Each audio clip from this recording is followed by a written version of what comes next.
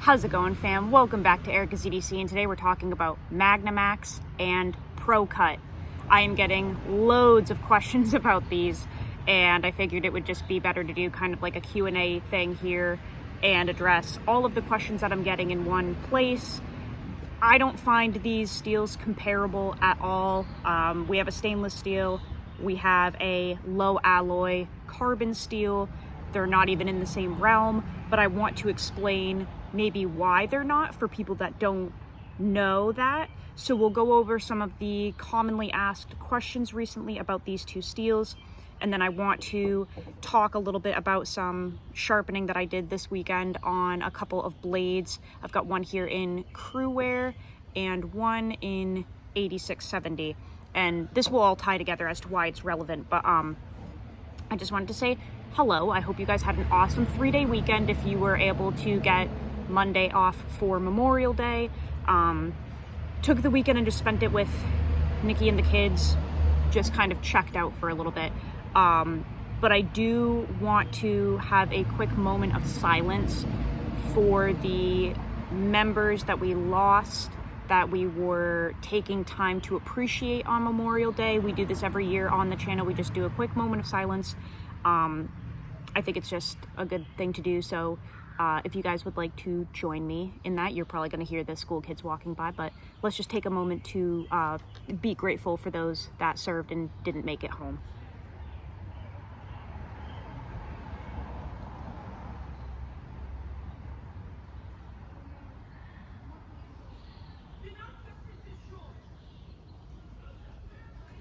Okay, thanks for joining me if you did.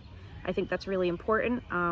I feel like a lot of people view Memorial Day as just like a 3-day weekend to drink beer and have barbecues, and in reality there are many people sitting at gravestones crying for the day.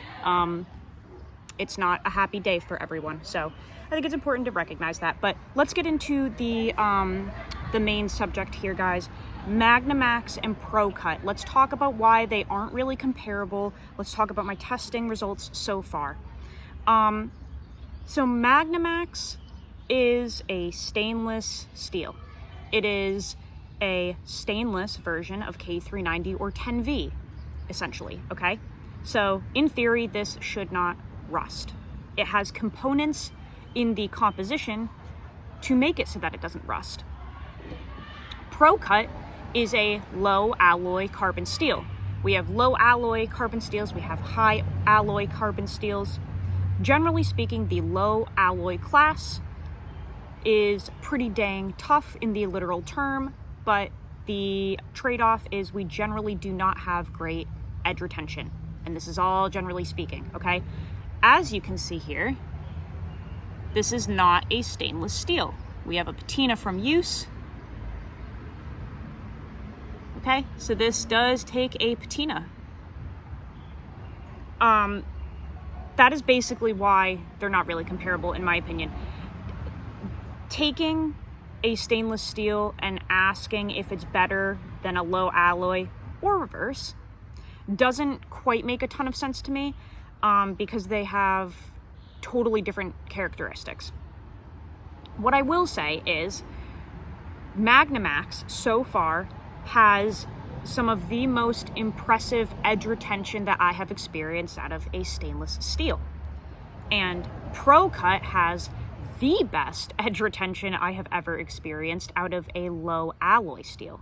The best. Not one of the best, the best. So far, the ProCut is comparable in my testing to CPM M4 edge retention and front end sharpness. These are two very different animals, okay? My hypothesis is that out of the two, even though I feel they are not comparable, the MagnaMax long-term will have better edge retention because it is simply set up composition-wise for that.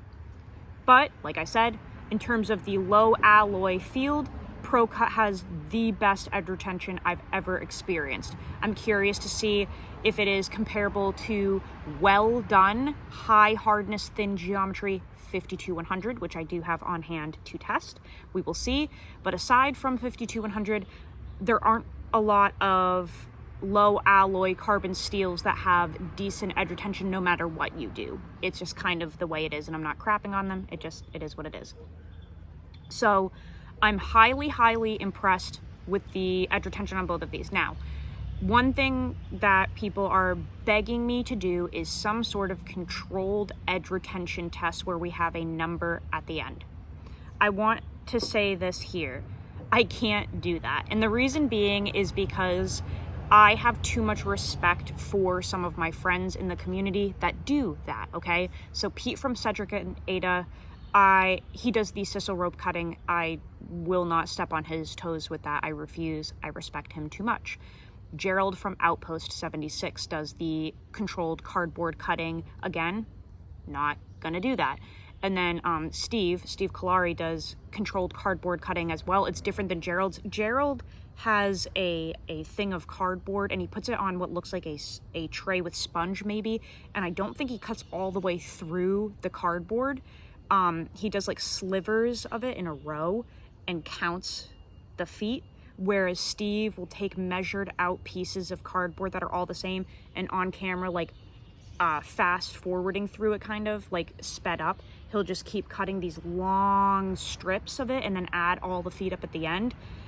My whole point is, these are people that I respect and call friends, and it's kind of like their thing. I'm not gonna take that, especially because with the MagnaMax, not really a lot of people have their hands on it yet, and I know, for example, Pete's going to get it. So for me to have it now and like beat him to the punch and do like his testing just because I got it before him, I think that would be like really shitty of me to do. I'm just not gonna do it.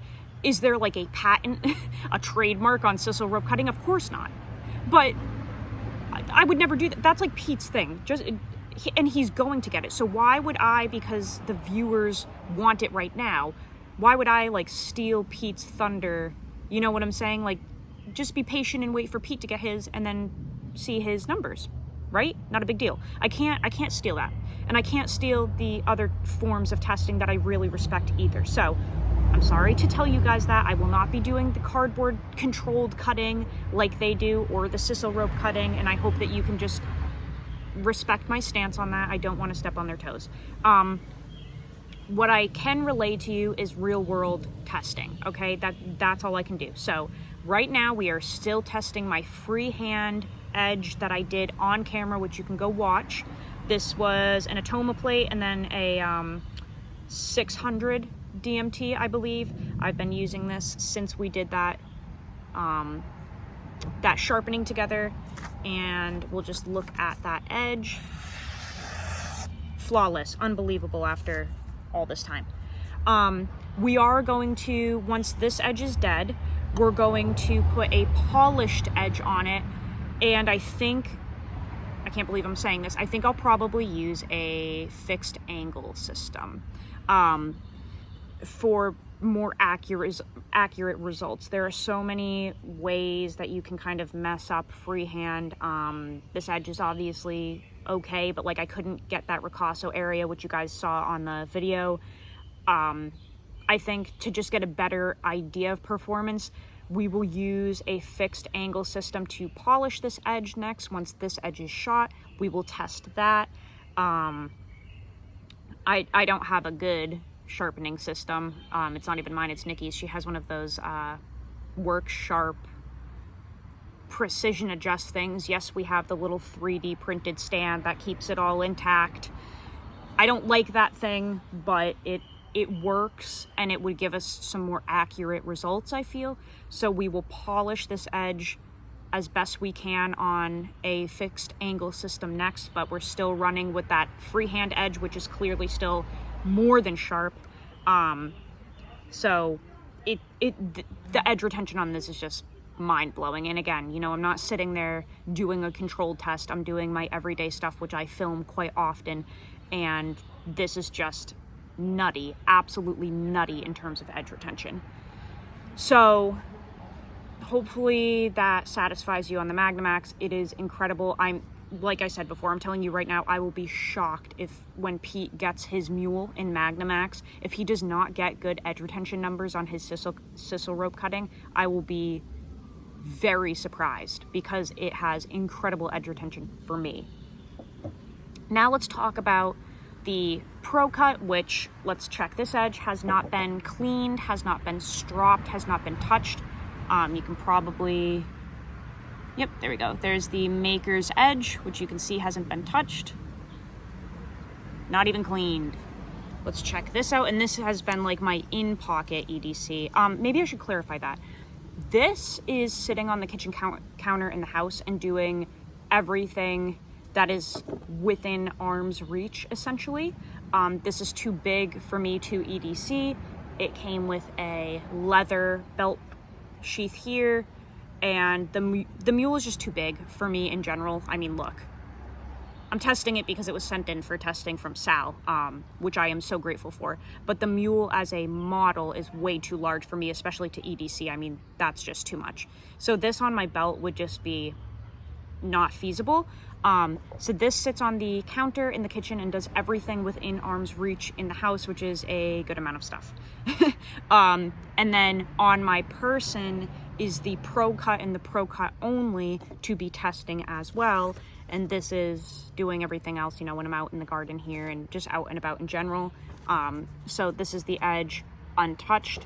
We've been testing this for like 3 weeks, I think.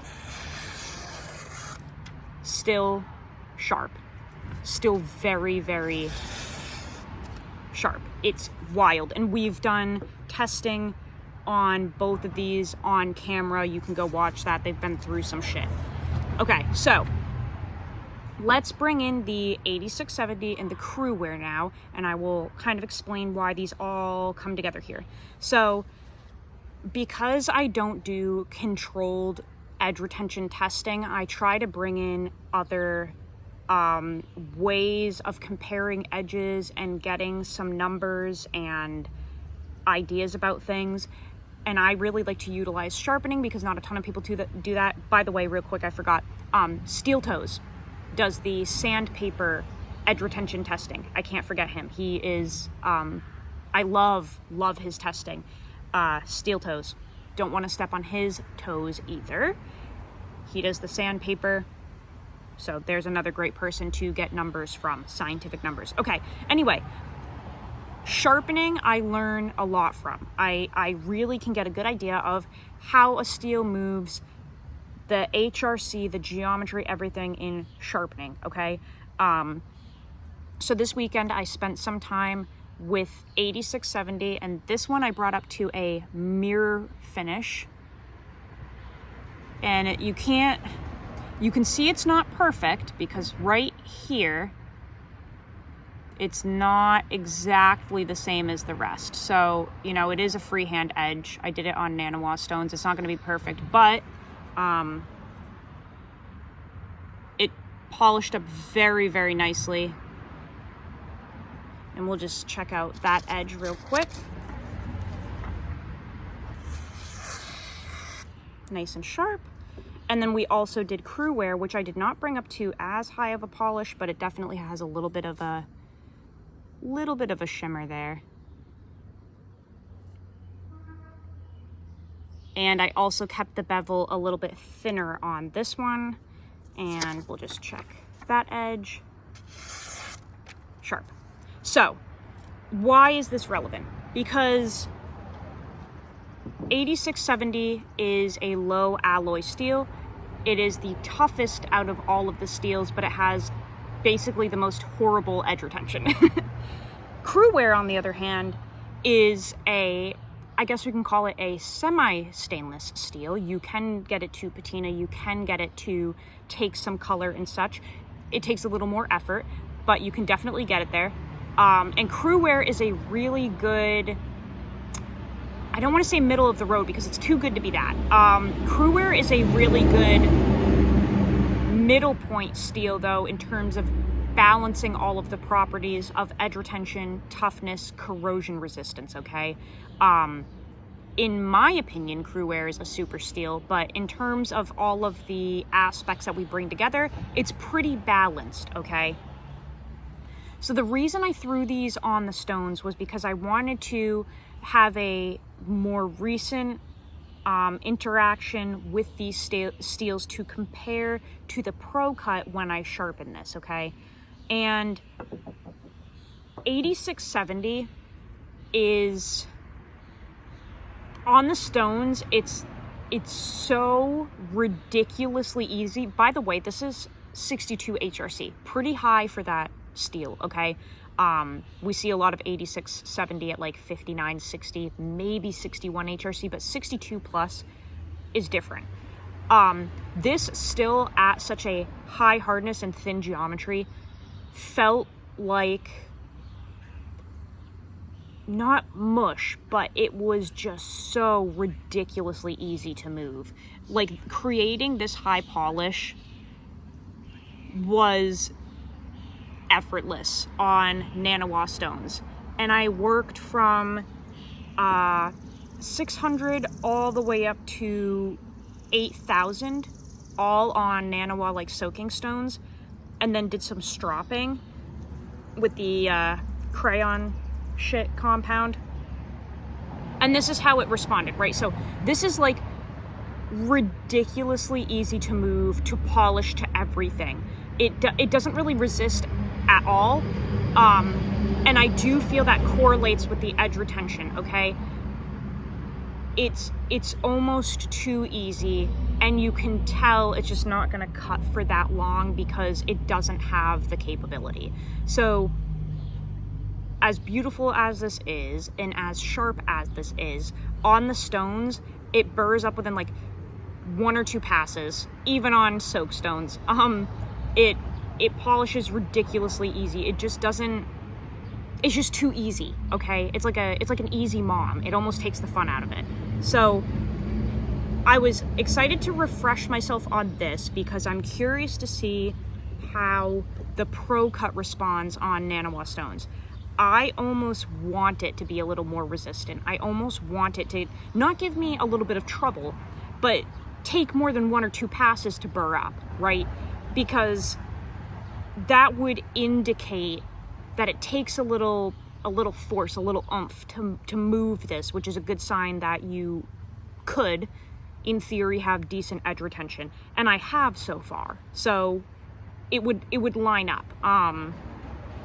Very, very curious to see about this. The CruWear, on the other hand, and this is 62 HRC as well, and not sure if you noticed, but these are identical knives.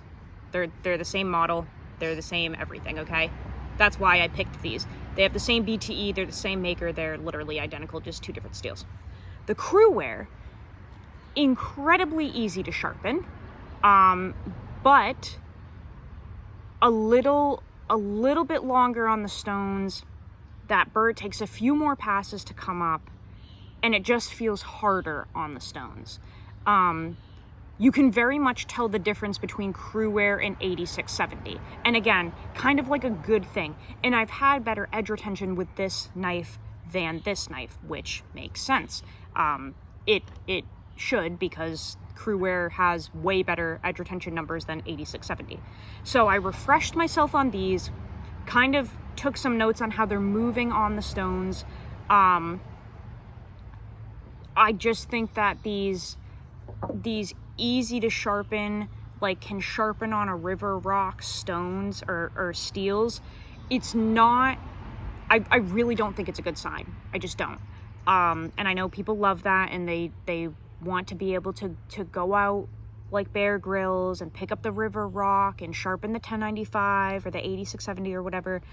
I'm just saying, for like knife nerds that use knives to cut for as long as they can cut for, I just don't, it's never a good sign leading to decent edge retention when a knife is that easy to sharpen, okay?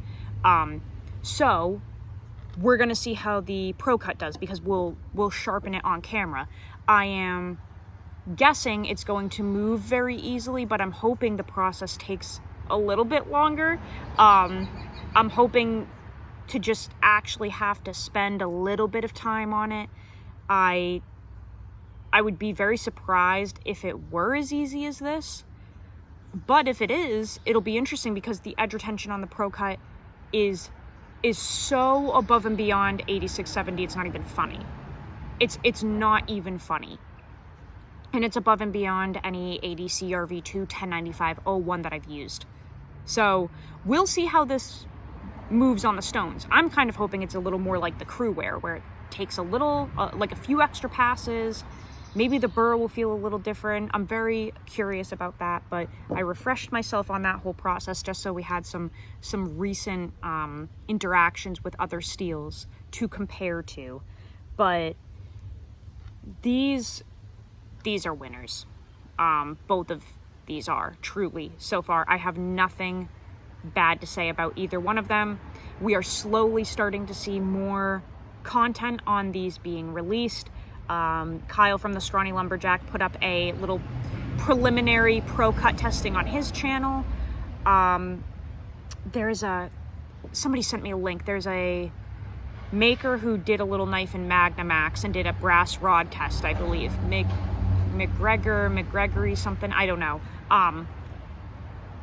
But we're slowly starting to see some other results from people, and these steels are they're just good. They're both really, really good so far. So I wish I could give you guys numbers. I wish I could give you HRC and cuts through cardboard and cuts through sandpaper and cuts through the sisal rope, but I just can't. I can't steal that thunder from other people. But I'm hoping that you can just, listen to these real world, feedback, little tidbits here and there, watch the videos where we're using them in real time and seeing the results. I mean, the testing the other day with the ProCut and the ADC RV2, the proof is in the pudding. You could just watch. We were just in real time watching the ADC RV2 slick out instantly, okay? And go from hair popping sharp to really struggling to pop 3 hairs off, where the ProCut took a chunk of hair off. So you take what you want from it, or take nothing. You don't have to take anything from it. But they're both awesome. So we'll put a polished edge on this next. And if I didn't address one of your questions, please put it down in the comments below. I always try to respond to every single comment. Let me know if I didn't address your question, but I think that's it for today. Thank you guys for watching. I appreciate all of you very, very much, and I love you. I think that's about it. So go use your shit. Learn how to sharpen your knives. I'll see you on the next video, fam. I love you so much. Take care.